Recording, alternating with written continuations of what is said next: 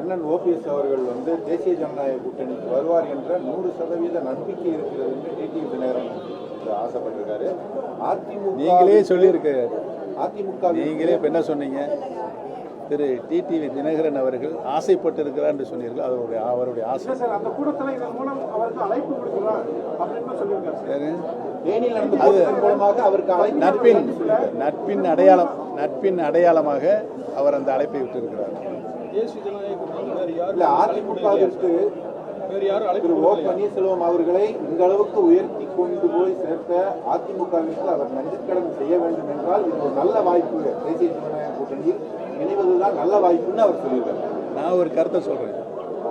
இன்றைக்கு திரு டிடிவி தினகரன் அவர்கள் என்னுடைய அருமை அண்ணன் திரு எடப்பாடி பழனிசாமி அவர்கள் ஜனநாயக கூட்டணியில் வெற்றி பெற வேண்டும், அனைத்து இந்திய அண்ணா திராவிட ஆட்சி பொறுப்பில் இருக்க வேண்டும் என்று சொல்லியிருக்கிறார். அதைத்தான் நான் திரும்பி சொல்கிறேன்.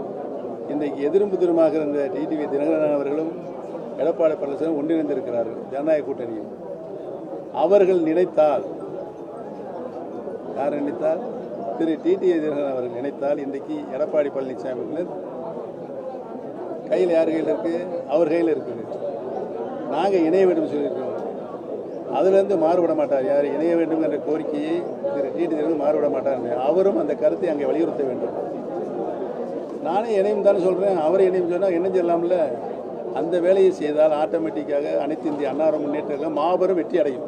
அதாவது ஏற்கனவே அனைத்து இந்திய அண்ணா திராவிட முன்னேற்ற கழக பொதுக்குழு கூட்டத்தில் ஏகமனதாக எடுக்கப்பட்ட முடிவு, திரு ஓபிஎஸ் அவர்கள் அடிப்படை உறுப்பினர் நீக்கப்பட்டு விட்டார்.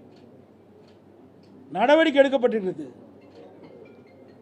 அதனால் அந்த கட்சியில் சேர்த்துவதற்கு எந்தவித வாய்ப்பும் இல்லை.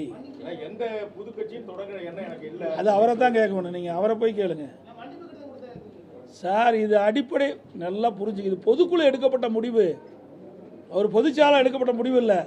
2500க்கும் மேற்பட்ட பொதுக்குழு உறுப்பினர்கள் ஒன்றாக கூடி சென்னையிலே அவர்கள் இந்த இயக்கத்திற்கு துரோகம் விளைத்த காரணத்தினால் அந்த சென்னையில் கூட்டப்பட்ட அந்த பொதுக்குழுவில் எடுக்கப்பட்ட நடவடிக்கை.